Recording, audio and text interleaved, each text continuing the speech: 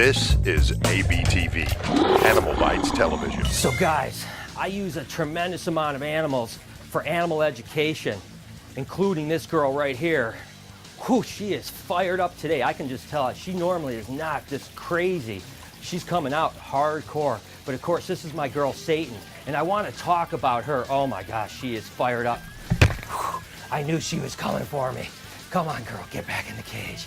This girl, believe it or not, is an animal that I can use to educate people. Not all educating animals are super tame. So this week's show is going to be about how I use Satan and other animal ambassadors to teach people how amazing snakes are. And I tell you what, she is fired up. So make sure you stick around. I'm going to talk about her later in the show. It's going to be a fun show. My name is Brian Barczyk. I'm no zoologist, just a guy with a passion for animals. And that passion often takes me on animal adventures around the world.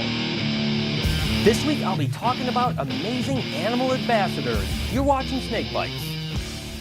There is certainly no animal in my collection or my experience that has been more instrumental in teaching how amazing reptiles are other than my girl Sunshine here. She's been coming to educational shows for so long with me, and I always say that I don't know if you can trust all animals, but I can't imagine her ever doing anything aggressive whatsoever, or even defensive for that matter. She doesn't even strike her food. She just crawls up and just slowly opens her mouth and starts eating it. And the ability to get around kids and to just let them hang out with her and play with her just really is a great way to show people that reptiles are often misunderstood animals, and they can certainly be amazing. They're often thought of as killers, but look at an animal like this. There is no way that you could look at Sunshine and spend any time with her and not think that she's just an amazing creature. I tell you what, Sunshine here actually seems like an animal that loves to be interacted with. You know, if I set her on the ground, she'll oftentimes crawl right up to me and kind of crawl all over me. And she does the same things with kids. And basically, that's what this show is about, is how I use certain animals when I go out and try to educate kids and other people about all animals, and in particular, an affinity towards snakes and reptiles. And I hope that for many years, that Sunshine will be around teaching the future of wildlife to how amazing reptiles are for many years to come.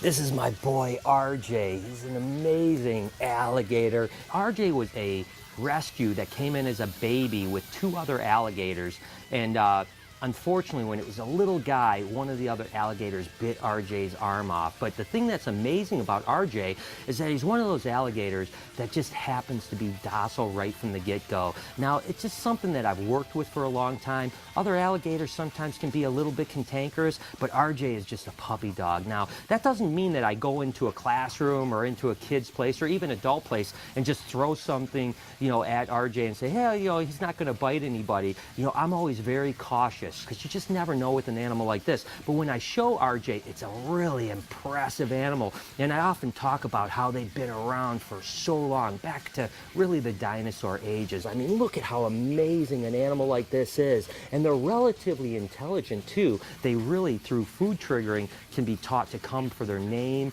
certain sounds. Oftentimes I can just hold my hand up a certain way and they realize they're not going to get fed. So they're really cool animals. Sometimes at night when everyone's gone, I'll just come and pull them out and just play with them for an hour or two, literally to just continue to keep them tame. And I think that the one thing that's really interesting about crocodilians and certainly alligators is the fact that they do recognize people. There's no doubt about it. RJ acts differently towards me than he does most people. You take this guy out in any crowd, and trust me, it's just like, holy cow, that's an awesome alligator. So this guy changes a lot of people's minds about how cool reptiles are. So back to my girl Satan here. And you might ask yourself, how could an animal that's so defensive and likes to strike so much teach people about reptiles? And the truth is, you can use this type of attitude to kind of get people to understand, right? People see a snake this size striking at someone and it draws their attention. Then you can use that attention to kind of get people to, whoa, she's coming at me big time now. Stay in there, girl. Stay in there. Whew. you can get people to understand how amazing these animals are. I don't know what she's got going on. As a matter of fact, she's acting more like a food type of an aggression rather than a defensive cage thing, which she normally does. But I've told the story before that Satan used to have to be kept in a 6-foot cage because when she got into a bigger cage, like these 8-foot by 4-foot, she would just bash her face up so much. So finally, when we moved here, we tried one more time and we put this paper on the front, and she's now been in here for about 3 or 4 months and completely fine. She still every now and then gets a little bit of banging on her nose, but she's not that bad. But I'm super happy that now she's in a bigger cage like she should be. But back to her attitude and how she teaches people. First off, I hatched Satan when she was little, and whoa, she's fired up today. And ever since she was born, she's just had a kind of a cantankerous attitude.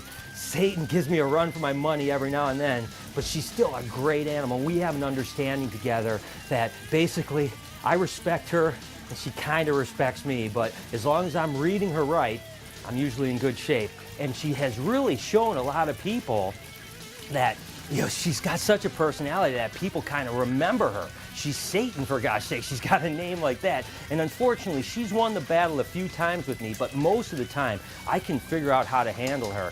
And I just have to get her used to the fact that, hey, you know what? Come on, girl. I'm not. She's really acting crazy today. Normally, she's not like this. Watch out, girl. Come on.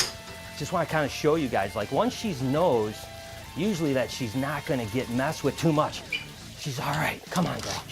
Come on. Come on. You're okay. You're all right. Stop. Come on.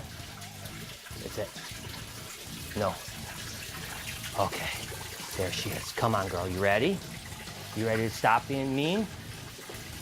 The fact is that we have a pretty good understanding of one another. You know, as long as she knows I'm not going to do anything that upsets her and that she's not getting fed, typically I can mess with her. And sometimes it just takes 1 or 2 strikes. Now, during the winter, she doesn't eat a whole lot, but just recently she started getting back into her food mode.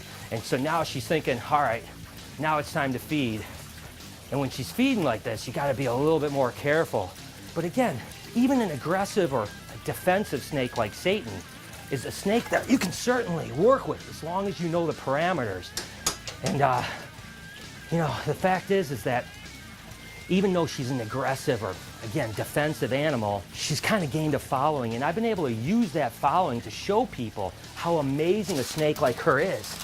And again, sometimes you just got to get in the right spot. Boy, she's giving me a handful today. Come on, girl. I know. Woo! You're giving me a run for my money today, girl. Okay, there you go. There you go, sweetheart. You can see, right? There's nothing to fear from a snake like this. You just gotta respect her and know that she's a beautiful animal. So again, no matter what the situation is, you can always use an animal, no matter what they act like, to show people that they're incredibly cool. And hey, people love the snake and I love her. And I'm gonna keep her for her whole life. She's just such a rush. All right, girl, get back in your cage. I'll feed her later. Trust me, she's gonna be happy about that. And of course, then there's my buddy Speedy here, the African spur-thighed tortoise. It's really great to use him as an animal ambassador because a lot of times when you're dealing with snakes and even sometimes lizards, things can be a little bit spooky for some people, so you have to get them over their fears. Now, what's great about Speedy is hardly anyone is afraid of a turtle or a tortoise.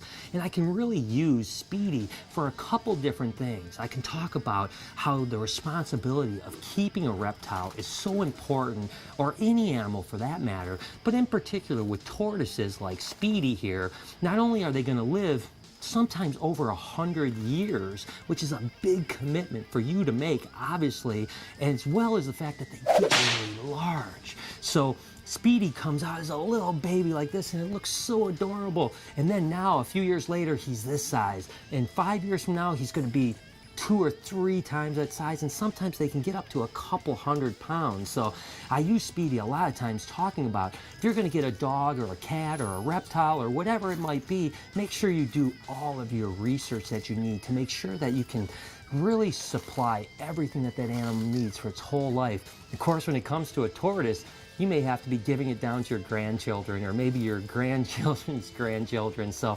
tortoises are great animals, and I love Speedy to death here. He's one of my buddies for sure, but he's a great ambassador to be able to teach people about the responsibility for animals, not to mention the fact that you can't get sucked into a cute little baby animal and not realize it's eventually going to get to a big adult. So Speedy helps me out a lot, and he's always a big hit with the kids. And finally, I always want to mix in a couple creepy crawlies like this Mexican red-knee tarantula named Queen Elizabeth. You guys know that I'm kind of fearful of bugs, and I'm really working hard. Now, Queen Elizabeth is an amazing ambassador in the sense that she's really docile. You don't have to worry about her ever biting. Again, I'm not going to put it in kids' hands per se, but I certainly want kids to be able to get up close to this amazing animal, and it's really helping me get over my fears. And I've talked about this a lot, and this is what I use Queen Elizabeth for, is the fact that I teach people to get over their fear of snakes, reptiles, whatever the fact may be. I always talk about the fact that I need to get over my fear of bugs when I'm teaching someone else to get over their fear of snakes or any other type of reptile. And Queen Elizabeth and my other girl Zombie has done a great job of trying to get me over my fears. Again, 2 years ago, I could have never held Queen Elizabeth without having a panic attack. And here I am completely comfortable with her, knowing she's okay. She's a beautiful animal. So again, I'm teaching people how to get over their fears by showing them that I'm getting over my fears. So these are just some of the animal ambassadors here at BHB. And what I use when I go to outreach programs to try to teach people about animals, it's always great to just get that reaction from people and see them starting to brighten their eyes about how amazing wildlife is. And whether it's here filming the show or out at another show, I'm always Facebooking and tweeting my way through it. So make sure to follow me over at SnakeBytesTV and on Instagram at SnakeBytes.tv. Until next week, with me and Queen Elizabeth, you've been watching Snake Bites. Hi, I'm Peter Birch, an Aussie bloke who loves wildlife. My respect for nature started when I was a young boy in rural New South Wales. Since then, it's exploded into an obsession. New episodes every Thursday, only on AnimalBytesTV.